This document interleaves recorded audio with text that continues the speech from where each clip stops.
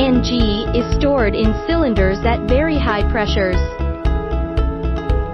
typically around 200 to 250 bar, 2,900 to 3,600 psi. The gas enters the pressure-reducing device through the high-pressure inlet. After the first and second pressure reduction of the pressure regulator,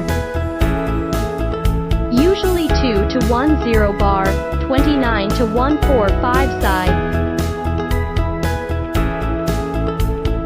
CNG is then delivered through the outlet to the engine, or the system that uses the gas as fuel.